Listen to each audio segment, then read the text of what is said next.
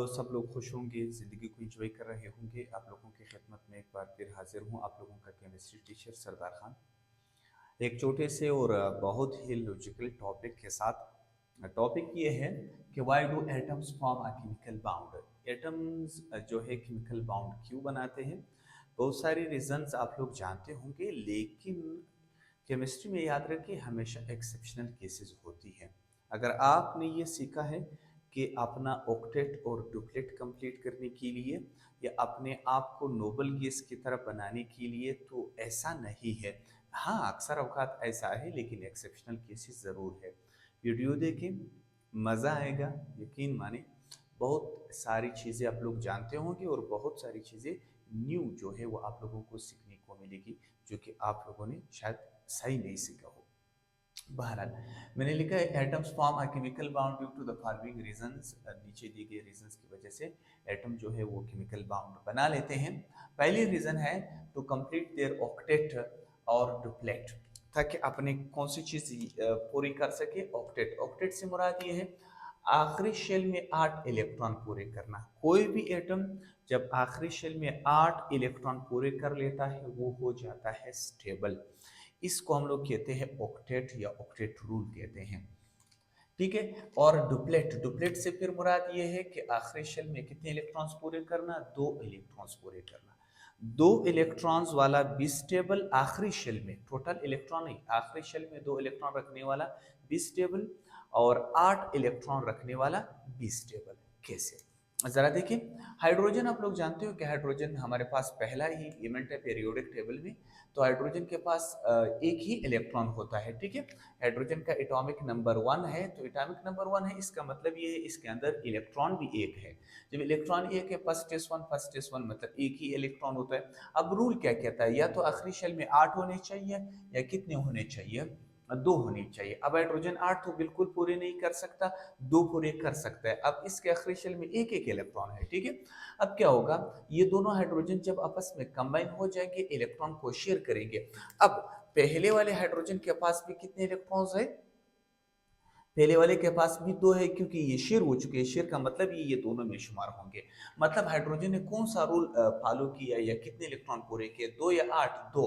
तो कौन सा रूल है हाइड्रोजन के लिए, डुप्लेट रूल है। हाइड्रोजन हमेशा डुप्लेट रूल ही पूरा करता है। इसी तरीके से हीलियम, हीलियम तो बॉन्ड नहीं बनाता, लेकिन हीलियम जो एक नोबल गैस है, ठीक है। हीलियम हमारे पास, इसकी भी आखिरी शेल में 2 इलेक्ट्रॉन है। मतलब हाइड्रोजन जब बॉन्ड बना लेता है, अपने आप को हीलियम की तरह बनाता है, आखिरी शेल में 2 इलेक्ट्रॉन पूरे करता है। उसका पहला और आखिरी शेल के शेल ही होता है, और के शेल में आप लोगों को पता है 2 इलेक्ट्रॉन आते हैं। अच्छा, एक बार इसी तरीके से लिथियम भी ऑक्टेट डुप्लेट रूल पूरा करता है। लिथियम के टोटल 3 इलेक्ट्रॉन्स है ना, लेकिन ये एक इलेक्ट्रॉन लॉस करता है। लिथियम के टोटल एक इलेक्ट्रॉन लॉस करने के बाद तो फिर कितने इलेक्ट्रॉन इसके पास रह जाते हैं, 2 रह जाते हैं कि नहीं। मतलब लिथियम के ऊपर फिर प्लस चार्ज आ जाता है, मतलब एक इलेक्ट्रॉन लॉस करने के बाद। बेरिलियम भी कभी कभार 2 इलेक्ट्रॉन लॉस कर सकता है, उसके पास टोटल 4 है तो 2 लॉस हो जाएंगे, ठीक है। कितने रह जाएंगे, 2 लॉस होने के बाद टोटल 4 है, ठीक है। 2 लॉस होने के बाद हमारे पास कितने रह जाएंगे, बेरिलियम डबल प्लस जो है ये भी कौन सा रूल फॉलो करेगा, डुप्लेट रूल। तो याद रखिए, हाइड्रोजन के लिए डुप्लेट रूल, लिथियम प्लस के लिए duplet rule, beryllium double plus के लिए डुप्लेट रूल। हेलियम तो ऑलरेडी खुद ही डुप्लेट है, वो तो बॉन्ड बनाता ही नहीं है, तो लिहाजा ये हमारे पास डुप्लेट रूल हुआ। अक्सर एटम जो है वो ऑक्टेट पूरा करता है। ऑक्टेट से मुराद ये है आखिरी शेल में 8 इलेक्ट्रॉन्स पूरे करता है। कैसे, या देखिए CH4 मीथेन पर आप आ जाए। मीथेन में आप लोग जानते हो हमारे पास जो कार्बन एटम है, कार्बन के टोटल 6 इलेक्ट्रॉन्स है। 2 के शेल में, 4 एल में, आखिरी शेल में कितने आ गए, 4 आ गए। अब रूल क्या कहता है कि कितनी होनी चाहिए, 8 होनी चाहिए। कितने कम है, 4 कम है ना, 4 है, 4 कम है, तो कितने बॉन्ड बनाएगा, 4 बॉन्ड। ये देखो, एक बॉन्ड यहाँ पर, एक बॉन्ड यहाँ पर, एक बॉन्ड यहाँ पर, एक बॉन्ड यहाँ पर, तो कुल मिलाकर कितने बॉन्ड्स बना लिए, 4 बॉन्ड बनाए कि नहीं बनाए। ताकि उसका कौन सा रूल पूरा हुआ, 4 इसके अपने थे, 4 हाइड्रोजन की तरफ से शुरू हो गए, ये हो गए 8 ऑक्टेट रूल पूरा हुआ। अच्छा, इसी तरीके से पानी की अगर हम बात करें, पानी में जो हमारे पास सेंट्रल एटम है वो ऑक्सीजन है। ऑक्सीजन के टोटल 8 इलेक्ट्रॉन्स है, 2 के शेल में 6 एल में रूल क्या कहता है कि कितनी होनी चाहिए, 8 होनी चाहिए। कितने कम है, 2। तो 2 बॉन्ड यानी हाइड्रोजन ऑक्सीजन 2 बॉन्ड बनाकर तो कौन सा रूल पूरा कर लेगा, ऑक्टेट रूल पूरा कर लेगा। मतलब 6 थे, 2 उनको मिल गए तो 8 बन जाएंगे। इसी तरीके से अगर हम नाइट्रोजन की बात करें, नाइट्रोजन के पास 7 इलेक्ट्रॉन है, 2 की शेल में 5 एल में। रूल क्या कहता है कि कितनी होनी चाहिए, क्या कहता है कितने होने चाहिए, 8 ना। कितने कम है, 3, तो 3 बॉन्ड बना लेता है। ठीक है, NH3 मतलब 3 बॉन्ड बना चुका है, लिहाजा इसका ऑक्टेट जो है वो पूरा हो गया। लेकिन केमिस्ट्री में हमेशा एक्सेप्शन ही एक्सेप्शन होते हैं, ऐसा नहीं है मेरे भाई। ठीक है, सिंपल बच्चों के लिए, अगर आप 9th के स्टूडेंट हो ये बात आपके लिए ठीक है, काफ़ी है।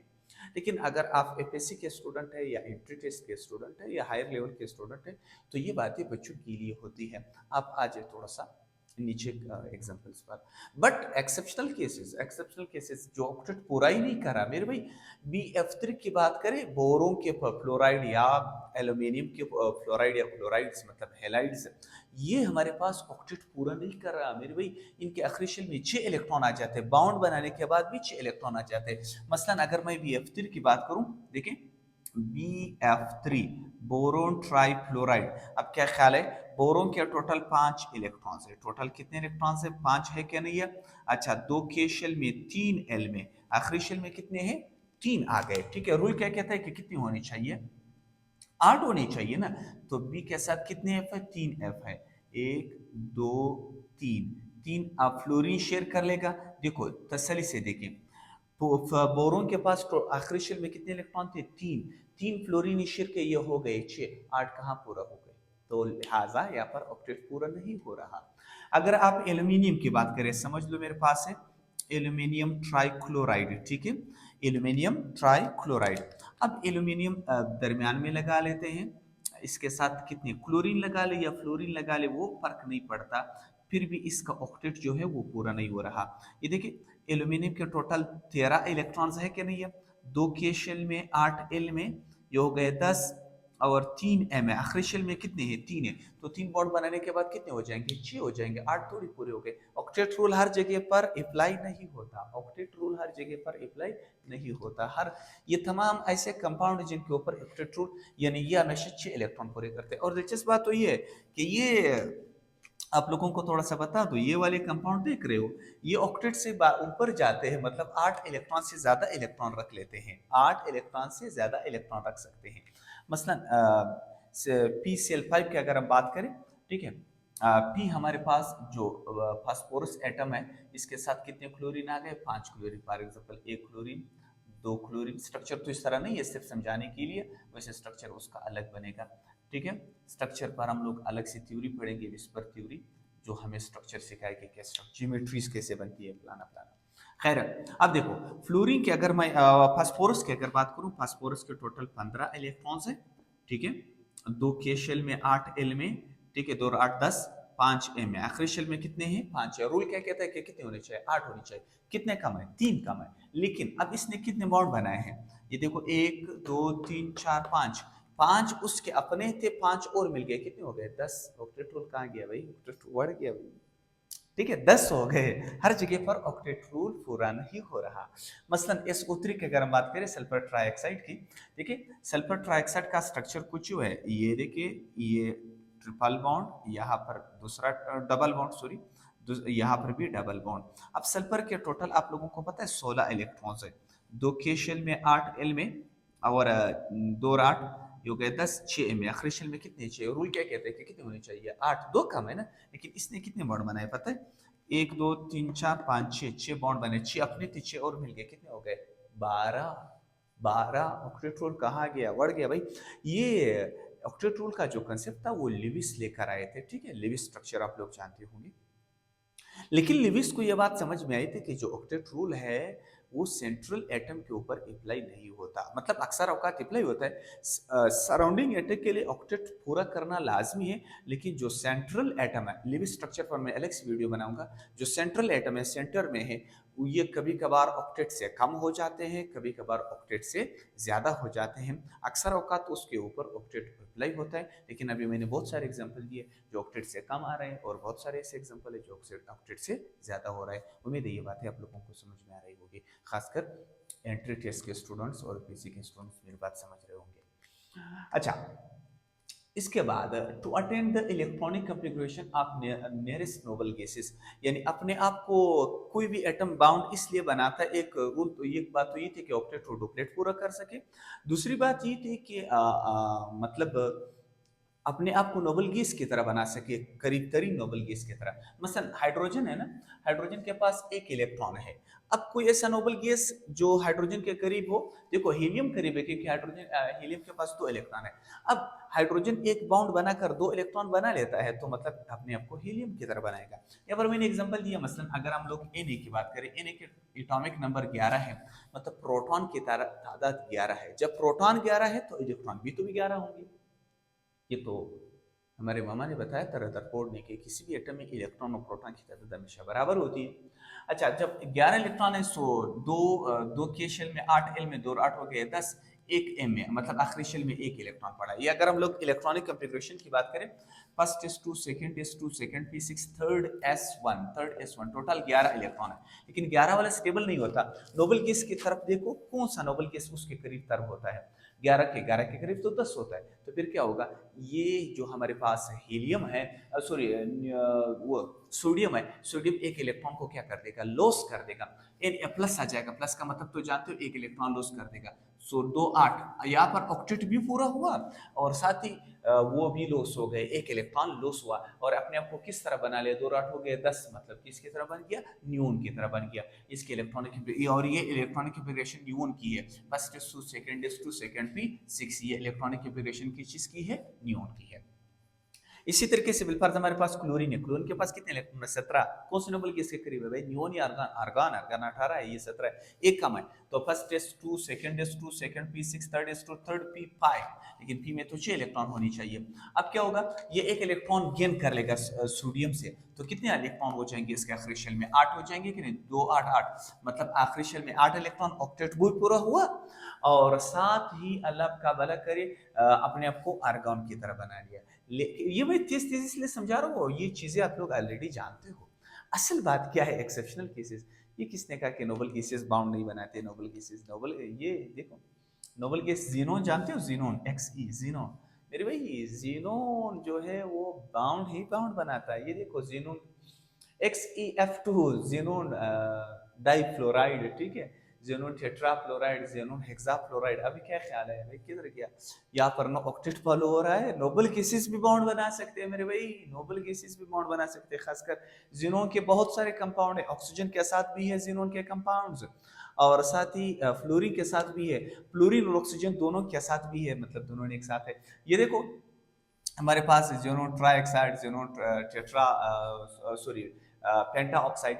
मतलब कहने का ये हुआ कि ये दोनों रूल, अगर आप एक बार फिर सुनिए, अगर आप 9th 10th के स्टूडेंट हो तो ये बात आपके लिए ठीक है कि ऑक्टेट और डुप्लेट पूरा कर सके और अपने आप को नोबल गैस की तरह बना सके। लेकिन अगर आप एफएससी और एंट्री टेस्ट के स्टूडेंट हो तो ऑलवेज इस केस में भी एक्सेप्शन केसेस है और इस केस में भी एक्सेप्शनल केसेस है, ठीक है। हाँ, बच्चों के लिए मैं ये बताता हूँ कि भाई नोबल गैसेस बेशक अपने आप को, मतलब नोबल गैस की तरह, नोबल गैस की जो एटॉमिक नंबर है वो याद रखें, वो आप इसको मैजिक नंबर कुछ भी कह सकते हो।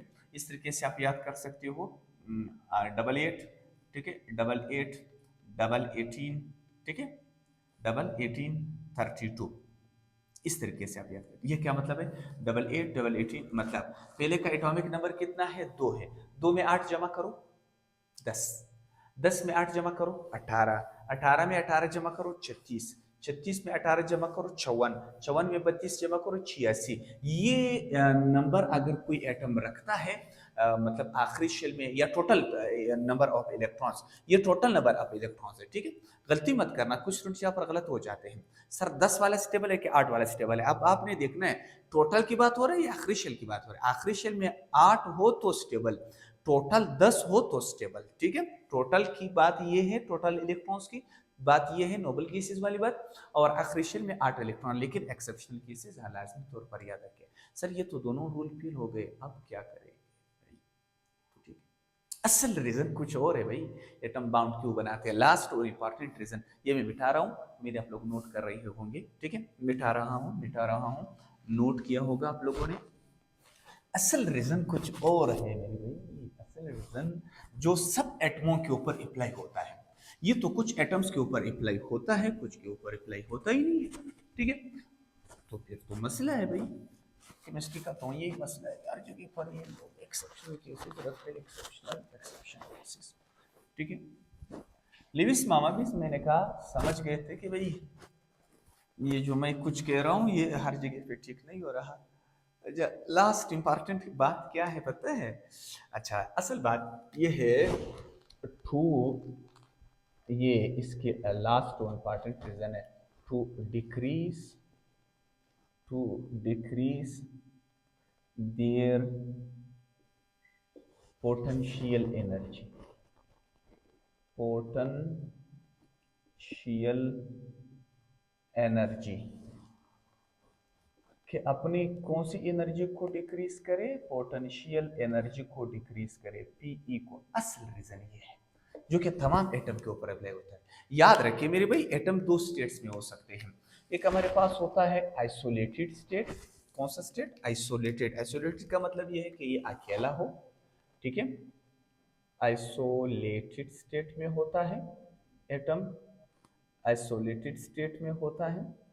आइसोलेटेड स्टेट में उनके पास जो पोटेंशियल एनर्जी होती है, पोटेंशियल एनर्जी ज़्यादा होती है। और याद रखिए किसी एटम के पास जितनी पोटेंशियल एनर्जी ज़्यादा हो वो उतना ज़्यादा अनस्टेबल होता है। ठीक है, अनस्टेबल होता है। जबकि दूसरे किस्म के फॉर्म में हो सकते हैं कंबाइंड स्टेट। कौन सा स्टेट? या बाउंडेड स्टेट आप कह सकते हो।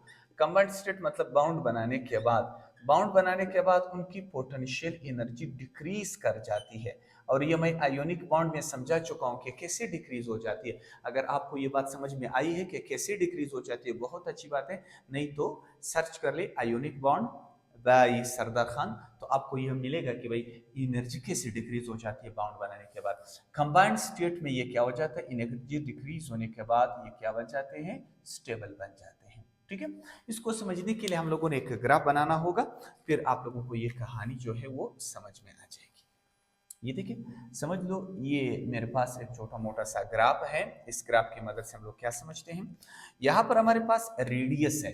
रेडियस से मुराद ये है कि दो एटम के बीच में फासला। और यहाँ पर हमारे पास पीई है, पोटेंशियल एनर्जी है। आप लोगों को पता है इस तरफ कोई एनर्जी जो है इंक्रीज करती है, डाउनवर्ड्स डिक्रीज होती है, और रेडियस उस तरफ बढ़ जाता है, इस तरफ कम हो जाता है। समझ लो हमारे पास दो एटम्स है। यहाँ पर एक एटम है, समझ लो एटम ए है, और समझ लो ये हमारे पास एटम बी है। ठीक है, ये दो एटम्स हमारे पास मौजूद है। समझ लो ये भी हाइड्रोजन है, वो भी हाइड्रोजन, ये क्लोरीन वो क्लोरीन, कोई भी एटम है। अब आहिस्ता आहिस्ता ये देखो, समझ लो ये आहिस्ता आहिस्ता एक दूसरे के क्या आ रहे हैं? करीब आ रहे हैं। करीब आने के बाद उनकी एनर्जी कम हो रही है, पोटेंशियल एनर्जी। देखो मैं अभी इसकी पोटेंशियल एनर्जी क्या करा रहा हूँ, ये इसकी एनर्जी कम हो रही है, कम नीचे आ रहा है। ठीक है, नीचे नीचे नीचे नीचे, ये भी थोड़ा सा नीचे आने के बाद, नीचे आने के करीब आने के बाद, करीब आने के बाद, ठीक है, इनकी एनर्जी क्या हो गई? एनर्जी क्या हो गई? डिक्रीज कर गई। ठीक है, ये एटम इस एटम के साथ जब कंबाइन हुआ तो एनर्जी देखो बहुत ज्यादा क्या हो गई, नीचे आ गई कि नहीं आई है? तो इनकी एनर्जी क्या हो गई? एनर्जी डिक्रीज हो गई। समझ लो ये एटम ए है और ये एटम बी है।